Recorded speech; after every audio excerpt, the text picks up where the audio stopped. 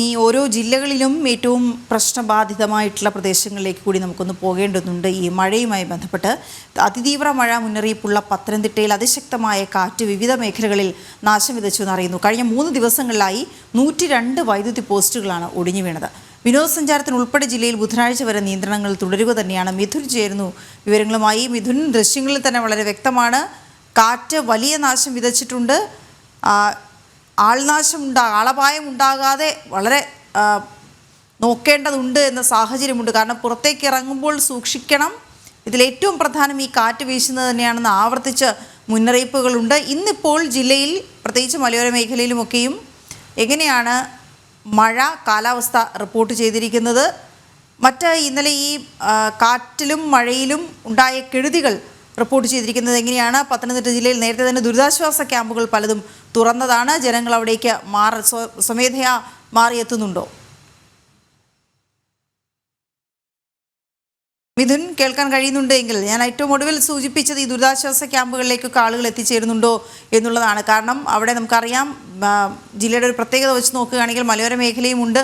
അതേസമയം ഈ പാടശേഖരങ്ങളുടെ അടുത്തൊക്കെ താമസിക്കുന്ന ആളുകൾക്ക് വെള്ളക്കെട്ട് ഉണ്ടാകാനുള്ള സാധ്യതകളൊക്കെ കൂടുതലാണ്. അപ്പോൾ ദുരിതാശ്വാസ ക്യാമ്പുകളിലേക്ക് ആളുകൾ സ്വമേധയാ മാറി എത്തുന്നുണ്ടോ? വിവരങ്ങൾ എന്തൊക്കെയാണ്?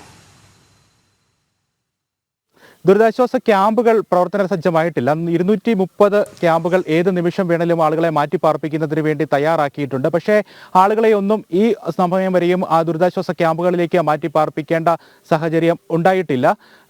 കോന്നി, ചിറ്റാർ, സീതത്തോട് തുടങ്ങിയ മലയോര മേഖലകളിലും പന്തളം, ആറന്മുള തുടങ്ങിയ താഴ്ന്ന പ്രദേശങ്ങളിലും വെള്ളപ്പൊക്ക ഭീഷണിയും ഒപ്പം തന്നെ മണ്ണിടിച്ചിൽ ഭീഷണിയും ഒക്കെ നിലനിൽക്കുന്നുണ്ട്. അതുകൊണ്ടാണ് 60ഓളം പ്രശ്നബാധിത മേഖലകൾ ജില്ലയിൽ കണ്ടെത്തിയിരിക്കുന്നത്. ഈ മേഖലകളോട് ചേർന്നാണ് 230ഓളം ദുരിതാശ്വാസ ക്യാമ്പുകൾ കഴിഞ്ഞ ദിവസം സജ്ജമാക്കുകയും ചെയ്തത്. പക്ഷേ നിലവിൽ ആരെയും ആ ദുരിതാശ്വാസ ക്യാമ്പുകളിലേക്ക് മാറ്റിപ്പാർപ്പിച്ചിട്ടില്ല. ജില്ലയിൽ ശക്തമായ കാറ്റാണ് നാശം വിതയ്ക്കുന്നത്.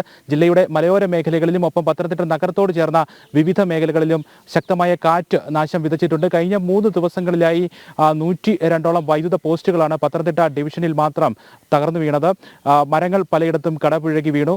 വീടുകൾക്ക് നാശനഷ്ടമുണ്ടായി. 30ഓളം വീടുകൾക്കാണ് കഴിഞ്ഞ 3 ദിവസത്തിനിടയിൽ നാശനഷ്ടം സംഭവിച്ചത്. പാടൂർ പാറക്കൂട്ടത്ത് സൈക്കിളിൽ സഞ്ചരിക്കുകയായിരുന്ന കുട്ടികൾക്ക് മുകളിലേക്ക് മരം മറിഞ്ഞു വീണ് അവർക്ക് അപകടമുണ്ടായ സംഭവം റിപ്പോർട്ട് ചെയ്യപ്പെട്ടിട്ടുണ്ട്. 225ഓളം സ്ഥലങ്ങളിൽ വൈദ്യുത പോസ്റ്റുകൾക്ക് മുകളിലേക്ക്, വൈദ്യുതി ലൈനുകൾക്ക് മുകളിലേക്ക് 240ഓളം വൈദ്യുതി ലൈനുകൾക്ക് മുകളിലേക്കും മരങ്ങൾ ഒടിഞ്ഞു വീണ സംഭവങ്ങളും റിപ്പോർട്ട് ചെയ്യപ്പെടുന്നു. മറ്റ് മേഖലകളിൽ ഈ പമ്പ, അച്ചൻകോവിലാർ ഉൾപ്പെടെയുള്ള നദികളുടെ വൃഷ്ടിപ്രദേശങ്ങളിലും കനത്ത മഴ ഇന്നലെ രാത്രി ഉണ്ടായി. അതുകൊണ്ട് തന്നെ ഇനി വരുന്ന മണിക്കൂറുകളിൽ ജലനിരപ്പ് ഒരുപക്ഷെ ഉയരാനുള്ള ഒരു സാധ്യതയും കണക്കിലെടുക്കുന്നുണ്ട്. നദികളുടെ തീരപ്രദേശങ്ങളിൽ താമസിക്കുന്ന ആളുകളോട് ജാഗ്രത പുലർത്താനും നിർദ്ദേശമുണ്ട്.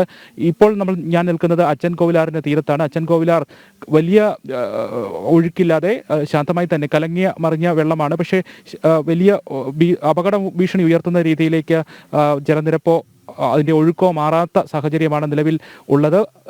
ജാഗ്രത പുലർത്താൻ വേണ്ടി നദിയുടെ തീരങ്ങളിൽ താമസിക്കുന്ന ആളുകൾക്ക് ജില്ലാ ഭരണകൂടം മുന്നറിയിപ്പ് നൽകിയിട്ടുണ്ട്. ഒപ്പം തന്നെ ബുധനാഴ്ച വരെ മലയോര മേഖലകളിലേക്കുള്ള രാത്രി 7 മണി മുതൽ പുലർച്ചെ 6 മണി വരെയുള്ള സമയത്ത് രാത്രിയാത്ര കർശനമായും നിരോധിച്ചിട്ടുണ്ട്. ഒപ്പം തന്നെ വിനോദസഞ്ചാരത്തിന് നിയന്ത്രണം ഏർപ്പെടുത്തിയിട്ടുണ്ട്. കയാക്കിംഗ്, ട്രക്കിംഗ്, കുട്ടവഞ്ചി സവാരി ഉൾപ്പെടെയുള്ള വിനോദസഞ്ചാരത്തിന് ബുധനാഴ്ച വരെ ജില്ലയിൽ നിയന്ത്രണം ഏർപ്പെടുത്തിയിരിക്കുന്നു. ക്വാറികളുടെ പ്രവർത്തനവും ജില്ലയിൽ നിയന്ത്രണം ഏർപ്പെടുത്തി തുടരുകയാണ്. ഇങ്ങനെ കർശനമായിട്ടുള്ള ജാഗ്രതാ നിർദ്ദേശങ്ങൾ ജില്ലയിൽ തുടരുന്നു. ഒപ്പം ഈ ശക്തമായ കാറ്റ്, വെള്ളപ്പൊക്ക ഭീഷണി ഒരു വശത്ത് ഉണ്ടെങ്കിലും അത് അങ്ങനെ അപകട ഭീഷണി ഉയർത്തുന്ന രീതിയിലേക്ക് മാറിയിട്ടില്ല. പക്ഷേ ശക്തമായ കാറ്റാണ് പല മേഖലകളിലും, പ്രത്യേകിച്ച് മലയോര മേഖലകളിലെല്ലാം വലിയ നാശനഷ്ടം ഉണ്ടാക്കിയിരിക്കുന്നത്. പലയിടങ്ങളിലും വൈദ്യുതി ബന്ധം മണിക്കൂറുകളോളം തടസ്സപ്പെട്ടു. ഇന്നലെ രാത്രിയോടുകൂടിയാണ്, ശനിയാഴ്ച വൈകിട്ട് പലയിടത്തും വൈദ്യുതി ബന്ധം വിച്ഛേദിക്കപ്പെട്ട വൈദ്യുതി ബന്ധം പുനഃസ്ഥാപിക്കാൻ കഴിഞ്ഞത്. സീതത്തോട്, കക്കാട്, റാന്നി, പെരുന്നാട്,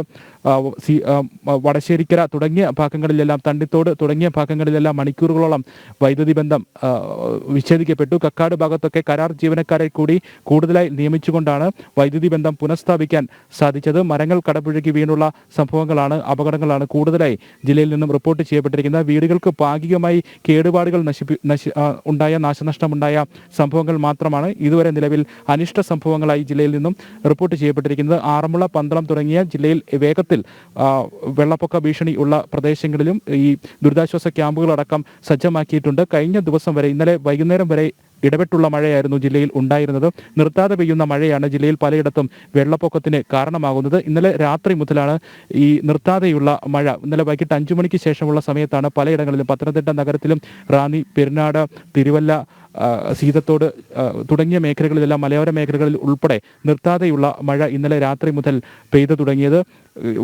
ഇന്നലെ പകൽ സമയം വരെ ഈ ഇടപെട്ടുള്ള മഴയായതുകൊണ്ട് തന്നെ സ്ഥിതിഗതികൾ ശാന്തമാകാനും കൂടുതൽ അപകട ഭീഷണി ഉയർത്തുന്ന രീതിയിലേക്ക് സ്ഥിതിഗതികൾ മാറാതിരിക്കുന്നതിനുമുള്ള സാഹചര്യവും ഉണ്ടായിട്ടുണ്ട്. ഇപ്പോൾ ദൃശ്യങ്ങളിൽ കാണുന്നത് പോലെ അപകട ഭീഷണി ഉയർത്തുന്ന രീതിയിലേക്ക് അച്ചൻകോവിലാറിൻ്റെയോ മണിമലയാറിൻ്റെയോ മറ്റ് പമ്പാ നദിയുടെയോ ഒന്നും ജലനിരപ്പ് ഉയർന്നിട്ടില്ല.